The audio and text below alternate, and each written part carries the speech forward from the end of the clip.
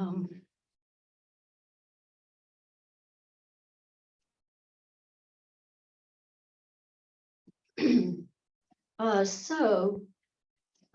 going to continue that talk about ultimate dimension and relative dimension, or historical, it's sometimes called. But I have, I made a PowerPoint, which I hope I can figure out how to share. So let me see if I can do that. I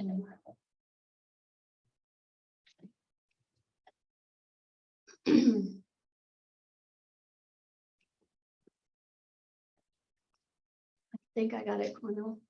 Oh, it's not sharing it. Yeah, it Oh, is now. there it started. Okay. I'm Yeah, it was slow. just slow. Yeah, I'm slow. No, have you were to there. I have to take my time with this kind of stuff. Otherwise I get nervous and push the wrong buttons. And anyway, so I do want to see if I can make this bigger.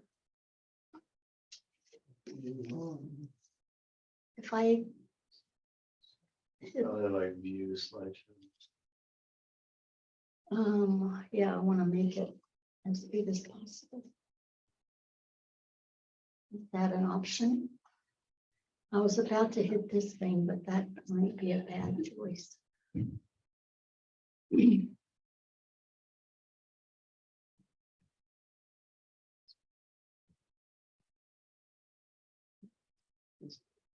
That's good. Okay, thank you.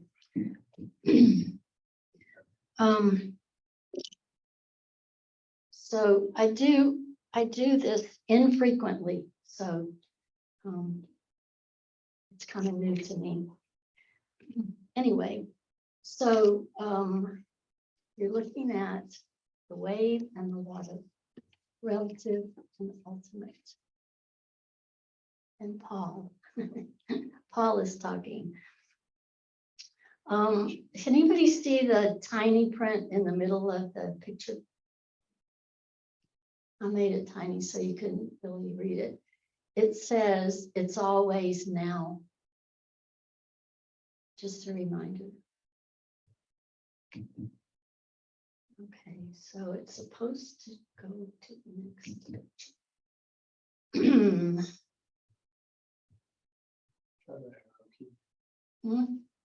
Try what? The side arrow keys.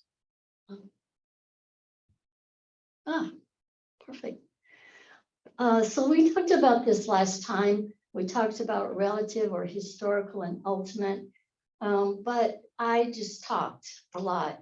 And I thought it might be helpful to make a list of the things that I thought about when I was thinking about relative dimension and the things I thought about when I was thinking about the ultimate dimension.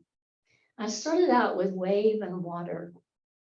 But before I even want to talk about this list, I want to remind everybody that the ultimate dimension includes the relative dimension. We're always in both places. We don't always know it. We don't remember it, but we're always in both places. Most of the time we identify with the wave because we're involved in this physical experience, and we got ups and downs and highs and lows and things to deal with. So when we are operating in this relative dimension, we are very aware of linear time. We're aware of what time the clock says, what the calendar says. We're aware of appointments. And all of this is good, it's necessary, but it also can be a challenge to keep ourselves from projecting too much into the past or the future.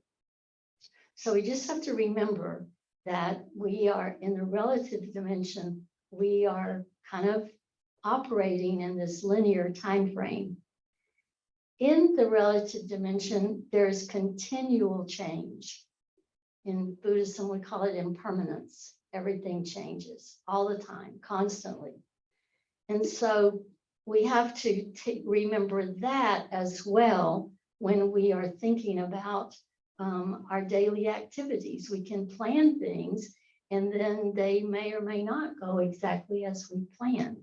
So our activities are also related to this relative dimension and how we do them.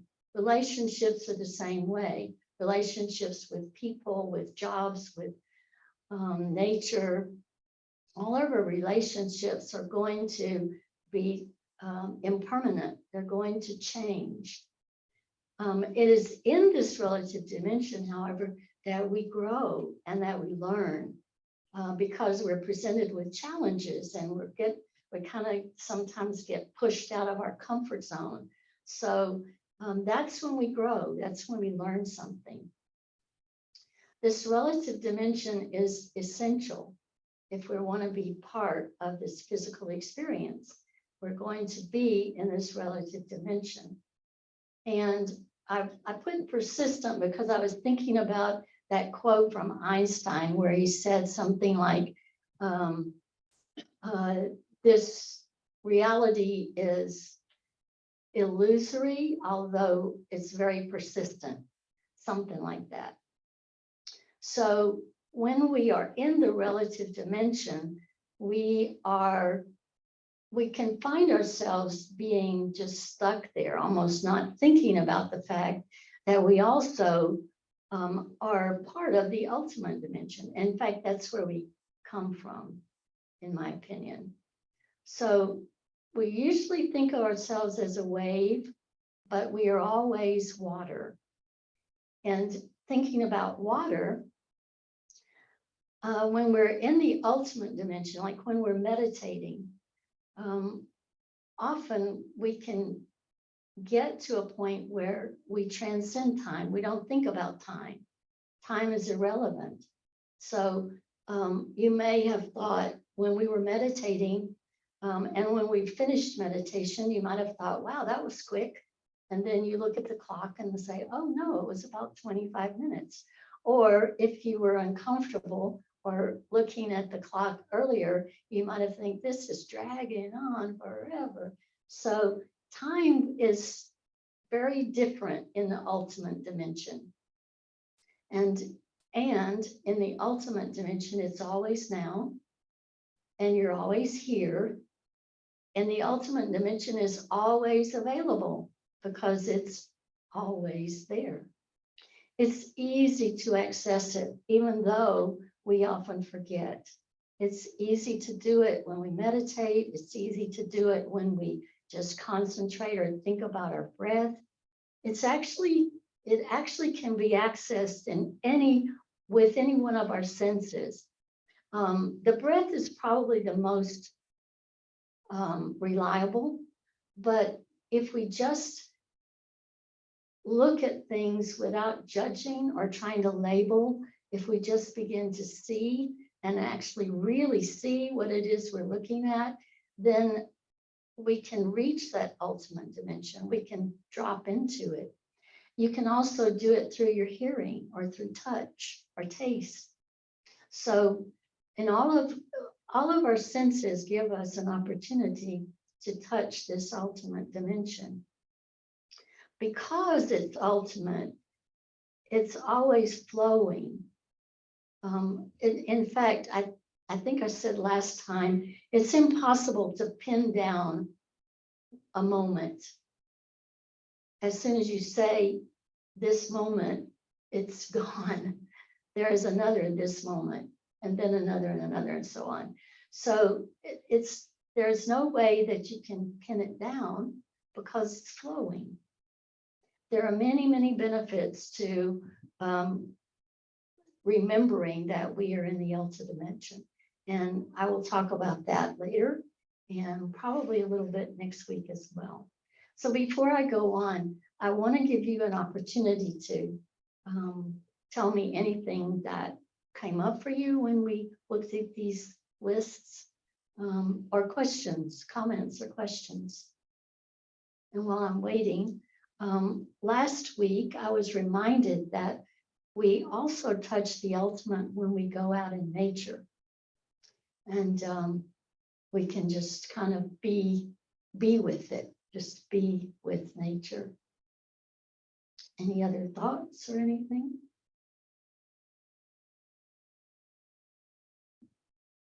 Okay, moving on. We can always come back to that.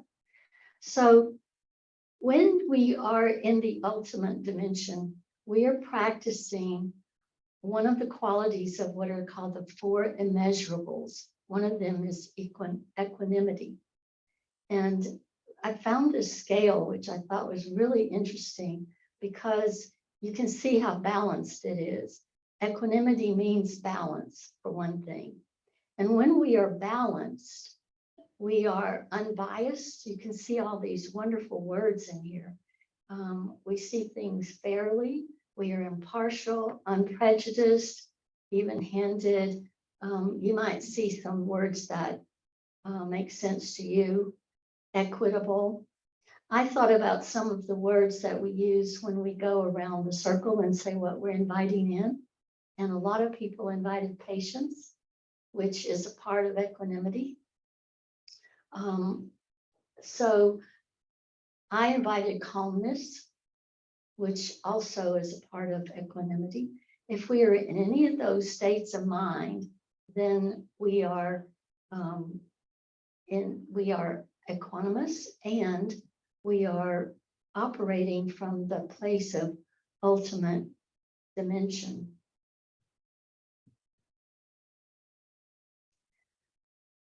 This is part of a Qigong song. I liked it because it's just exactly what I was thinking about when I thought about a wave. He said, when the journey's long and the road gets tough and we cannot find our way, we can turn within to the source of truth and remember once again who we are. A wave is one form of commotion on the ocean, but sometimes water creates an eddy, and that is like going in circles, which is like this poem by Ty. It's called Going in Circles. And this is what he said. Oh, you who are going in circles, please stop. What are you doing it for? I cannot be without going because I don't know where to go. That's why I go in circles. Oh, you who are going in circles, please stop. But if I stop going, I will stop being. Oh, my friend who is going in circles, you are not one with this crazy business of going in circles. You may enjoy going, but not going in circles. Where can I go? Go where you find your beloved, where you can find yourself. In a lot of Ty's teaching, he talks about your true home. Your true home is within. It's your inner being. And this is what the ultimate dimension is. It's our true home. We are operating in both places, but it helps us to be more productive, to be happier, to be calmer, to be more peaceful.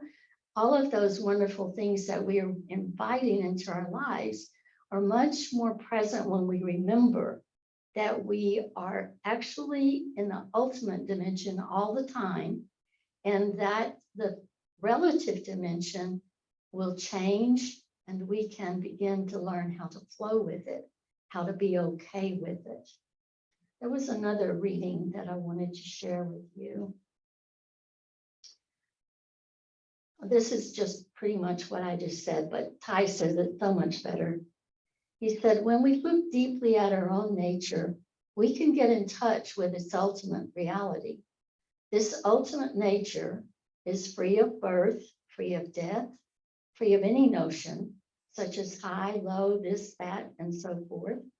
In Buddhism, we call this nirvana, or suchness.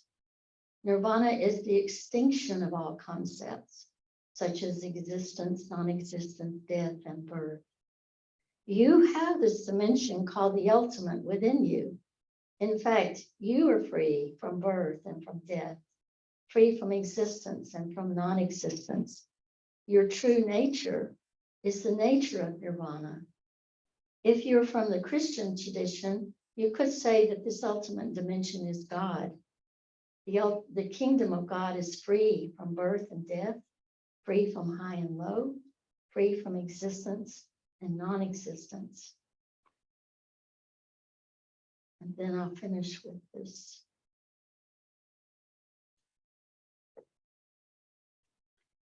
This is called freedom from fear. There is a lot of fear in our world today.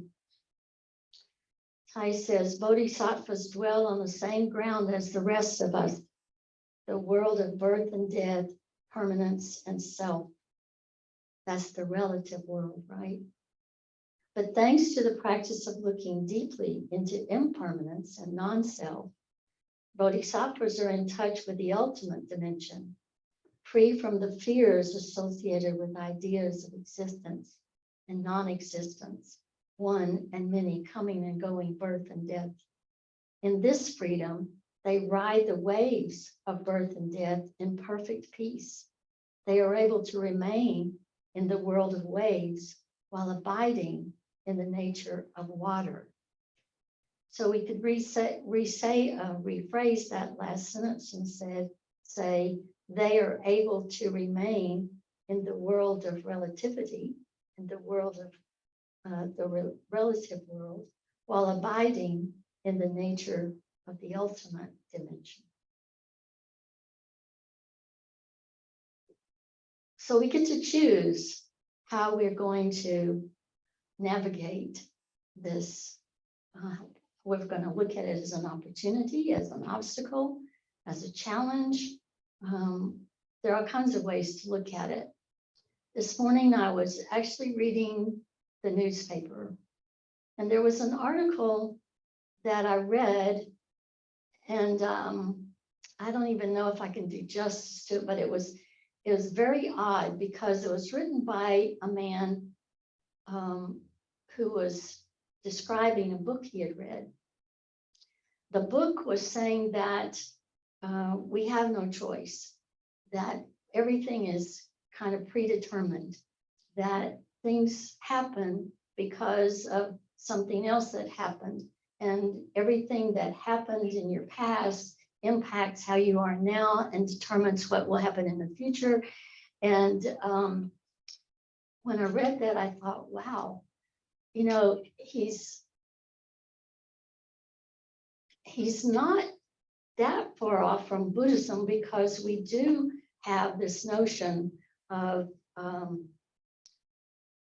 well, there's a saying by Tai that says, practice for the future to be possible. So we have to practice now in the way that we want the future to be.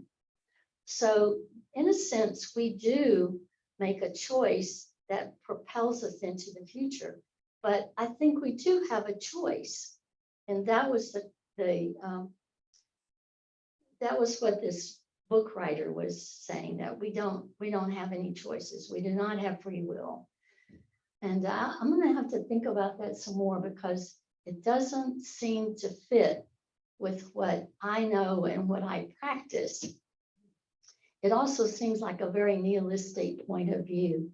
So I'm kind of wanting to explore further, because it sounds like there are many places in his argument where it's just not logical.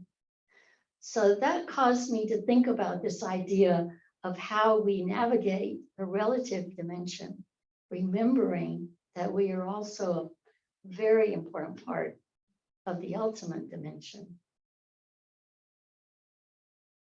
So this is a song that helps us, I think, to remember that we are in the ultimate dimension. I don't know if you guys can see that.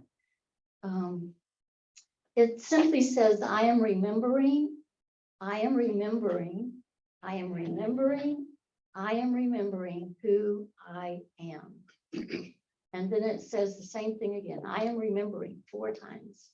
And then who I am 2 times. at the end, it says, all my days, all my nights, all my life, I am remembering. And then we sing that first part again. So, you want to try it? Why not? Cornell plays it beautifully. Even if we just listen to the music, that'll be nice. I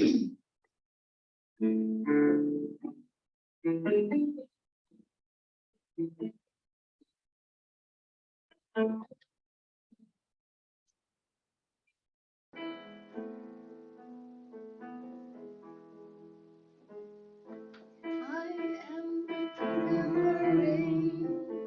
I am remembering.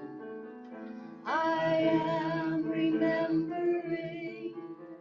I am remembering who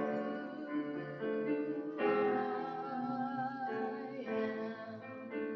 Okay, sing this part with me. I am remembering. I am remembering.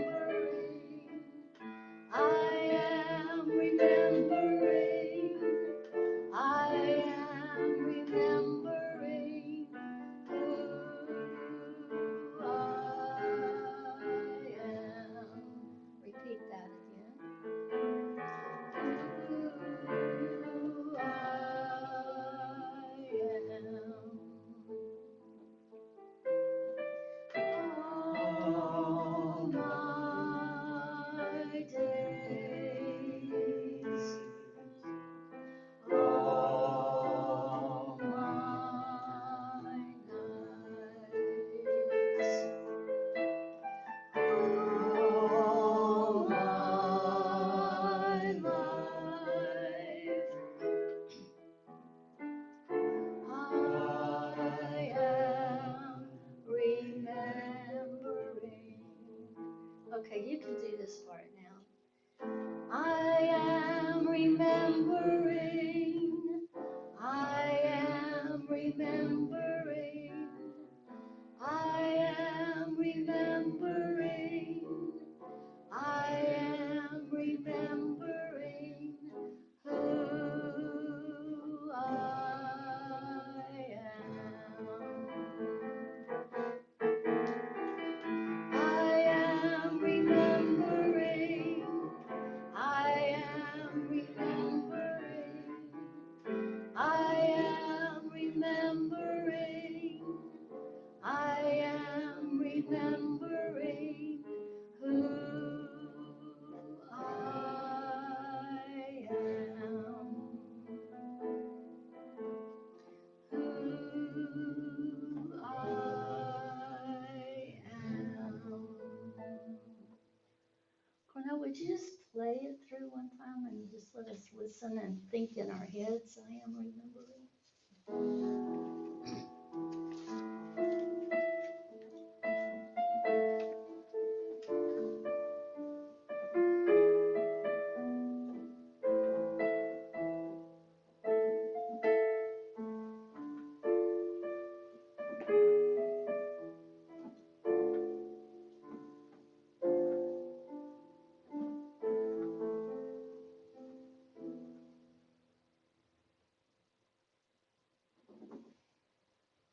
Thank you.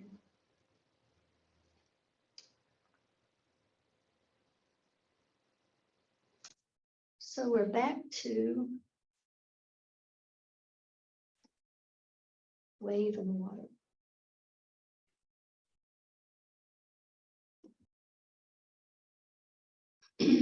Relative and ultimate. We have plenty of time for sharing. If you would like to comment, ask questions. One thing I would encourage is if you would like to share, how do you tap into that ultimate dimension? What works for you?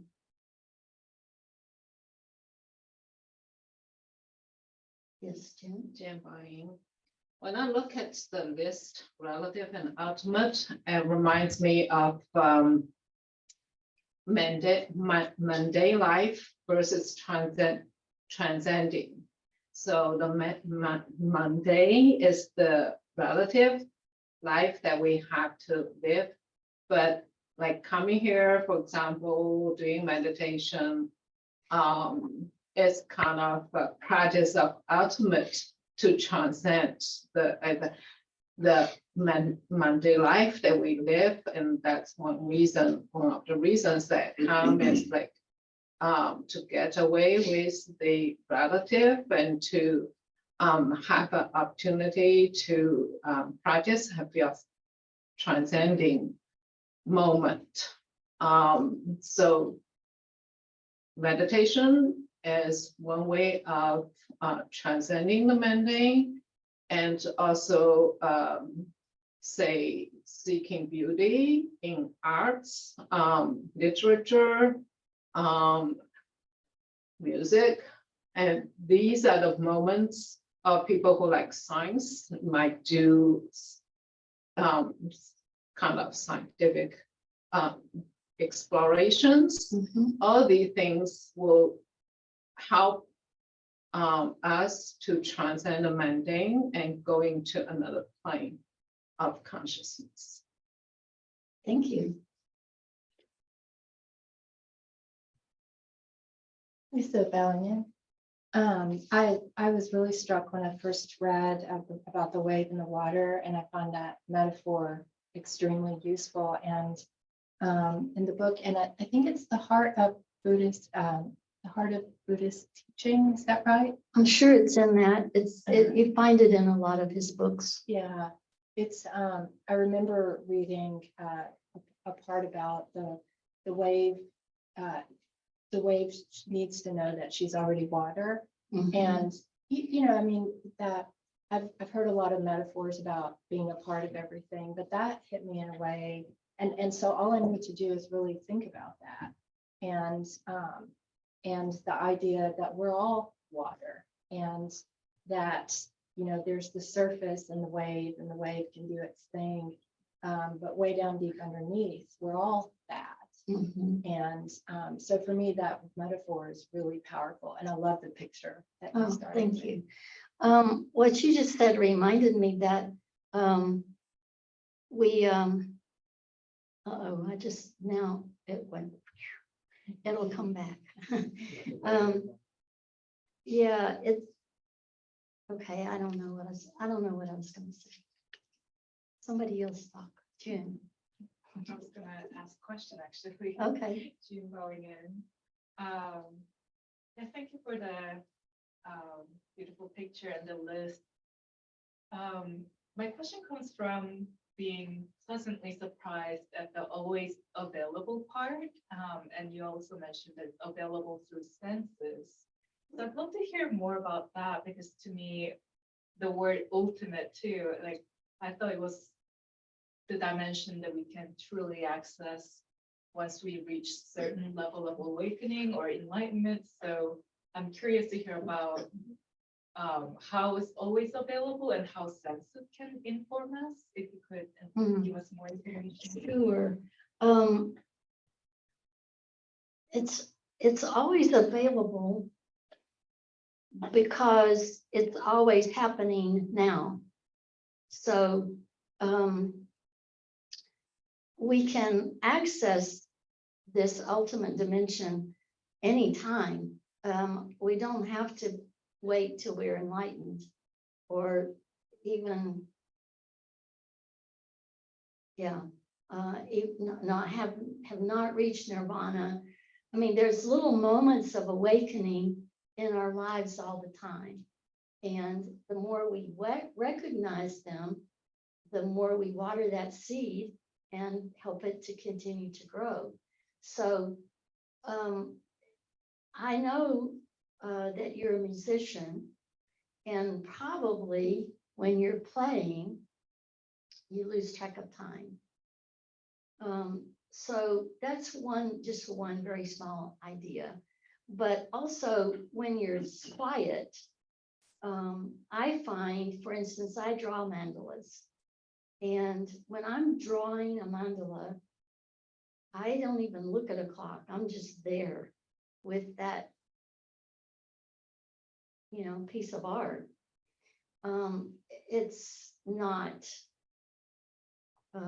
gallery worthy. It's not something, that anybody would want to buy, but it's meaningful to me.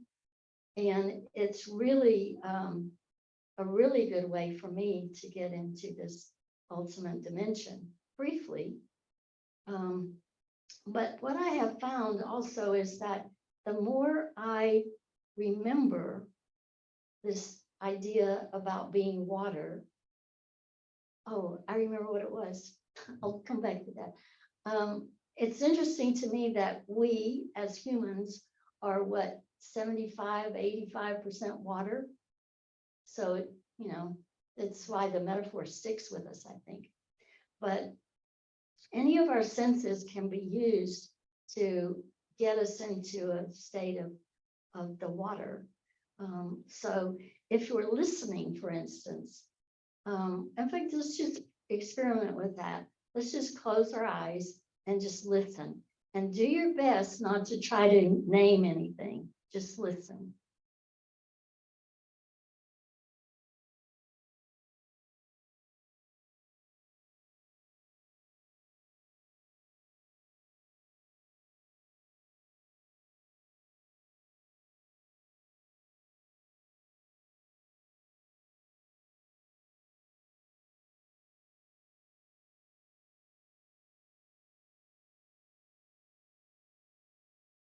So what happened for you?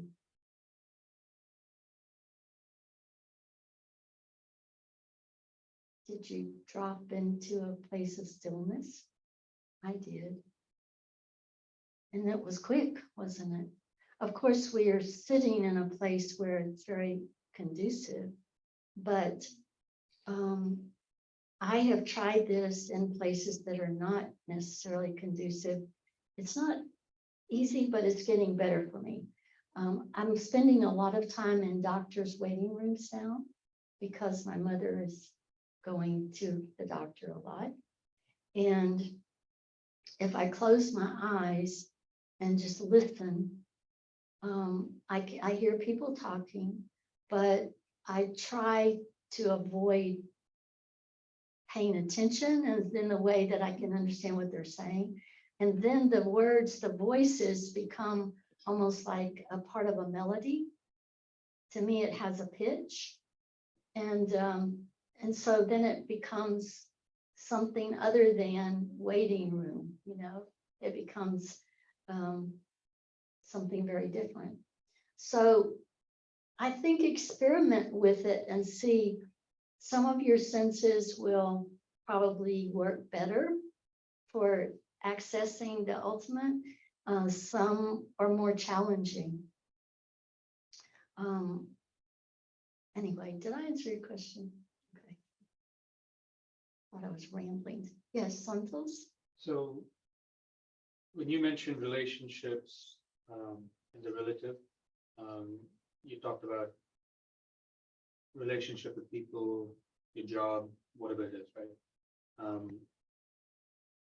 So would the connection with the ultimate be what causes the relationship to be there in the first place? Like love, compassion, or any of the other universal truths that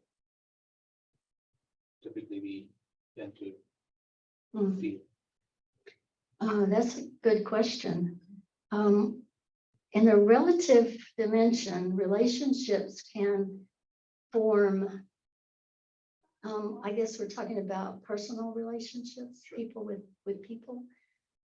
Those kinds of relationships can form in a lot of different circumstances. Sometimes they form out of a sense of caring and love and compassion. Sometimes it's not that at all. Sometimes it's like habit, or looking for some quality that you would like to have, and you're just kind of wishing this person to be in your life to supply that. It's like some relationships are built on just me wanting you to fulfill me, so that relationship, that kind of a relationship is pretty much stuck in the relative dimension. So a relationship and that kind of relationship, any relationship in the relative dimension is going to change. It's going to be impermanent. So however it is now doesn't guarantee it will be the same way tomorrow and the next day and next year and so on. So in order for relationships to grow and become compassionate and loving and the kind of relationship you would like to develop, we do need to remember that we are water, that we can use the qualities that you talked about to develop a strong, loving relationship. And it will still be impermanent in this relative dimension, but it will not be nearly as, volatile. Does that make sense? Yes, thank you. Just following up with that, Yeah. so if relationships are in the relative dimension, I'll be first in the line. Why is it that we seek it so eagerly, at least some of us? Like, knowing that it's impermanent, knowing that it's very ephemeral, why do we really long for it? I think it's because we know that we're not separate from other people. It's because deep within we know that we're all connected. And so we long for that connection. We seek that connection. It's one of the reasons we gather like this, because we enjoy the connection. And I think, so we're willing to, just be okay with it being a relative relationship, because we know that in this dimension, we can also grow it. We can also nurture that relationship, and it will change a little over time, but it's probably, it will even out. It will come into this place of equanimity.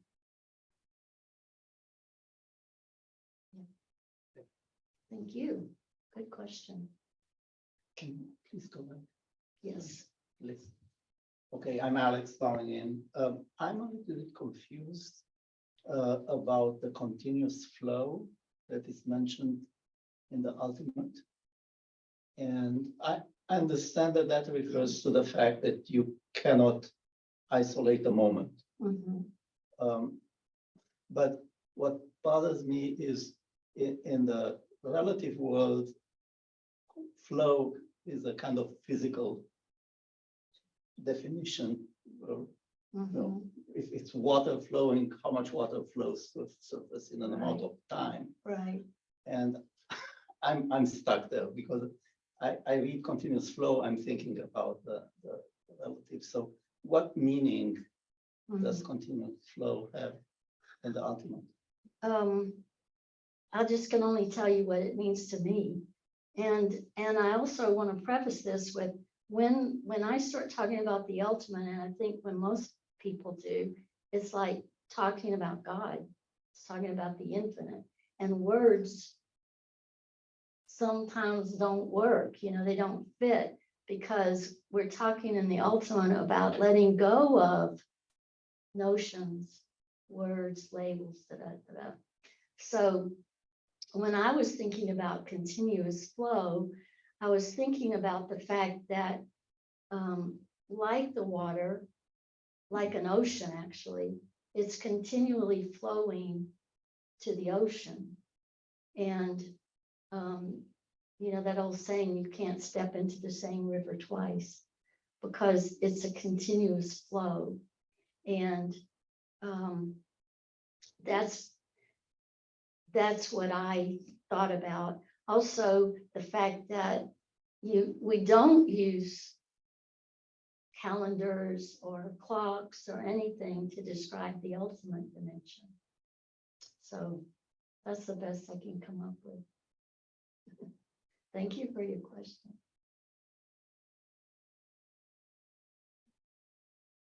Yes, Josie? Toby bowing in. For me, the easiest connection to the ultimate is my breath. So whenever there's something going on that's chaotic around me, I just start to observe my breath. And that can lead me either deep into this or at least kind of away. It distances me away from the chaos. Yeah. So that's my connection to the ultimate. And also, I always observe my breath. Whenever I come to it, I observe it and kind of compare it to how it was. It's always different. So that's very interesting to me. It's never the same amount of time, right? So that's another beauty of the breath. Mhm. Yeah, yeah, the breath is like time in that you can't pin it down. And the lovely part about it is it's always now. Like Cornell said, when we were walking, you can't breathe tomorrow or 6 weeks ago. You're just breathing right now. So yes, the breath is a great way to connect with the ultimate.